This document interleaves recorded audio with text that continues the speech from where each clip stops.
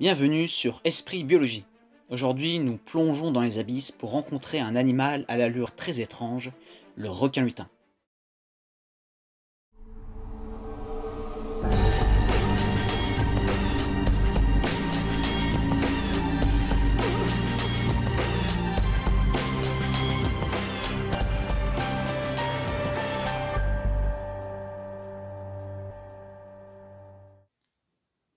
Avant de s'intéresser à l'animal en lui-même, je vais vous raconter l'histoire de sa découverte. En 1889, Arthur Smith Woodward étudie le fossile complet d'un animal étrange. Il s'agit d'un requin ayant vécu au Crétacé supérieur, soit il y a environ 85 millions d'années. Son rostre aplati lui vaut le nom de Scapanorhynchus, littéralement museau en forme de pelle en latin. Et c'est 9 ans plus tard, en 1898, que le naturaliste américain David Starr Jordan décrit une nouvelle espèce de requin pêché au large de Yokohama au Japon. Baptisé Mitsukurina orosoni, il ressemble beaucoup à Scapanorhynchus.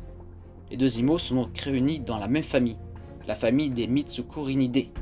Cette famille a donc été découverte d'abord par des individus fossiles et ensuite par des espèces actuelles.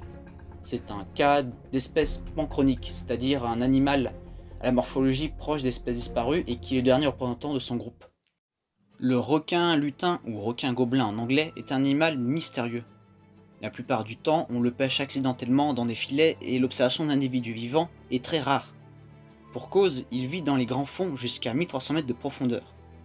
Même si les plus grands individus pêchés mesuraient 3,85 m, on pense que cette espèce peut atteindre plus de 6 mètres de long. Le requin lutin est un animal lent au corps flasque et aux nageoires courtes. De plus, son odorat est moins efficace que chez les autres requins. Mais comment fait-il donc pour chasser dans la nuit totale des abysses? On en vient à ses deux particularités physiques majeures, son rostre et ses mâchoires. En effet, son rostre allongé est riche en ampoules de Lorenzini. Ce sont des organes propres aux requins qui leur permettent de détecter leur proie. Le requin lutin s'en sert pour sonder le fond, afin de débusquer les calamars, poissons et crustacés dont il se nourrit. Il n'y a plus qu'à étendre ses mâchoires extensibles, garnies de dents effilées, pour happer ses proies. Question détecteur de proie, une autre espèce de requin fossile est allée encore plus loin. En effet, Ostenoselachai est une espèce d'ursique inférieure. Il possède lui aussi un long rostre, sauf que celui-ci était probablement électrique.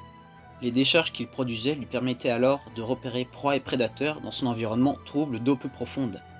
C'est ce qu'on retrouve par exemple chez les gymnotes ou anguilles électriques actuelles. Cette vidéo est désormais terminée et je vous dis à la prochaine sur Esprit Biologie.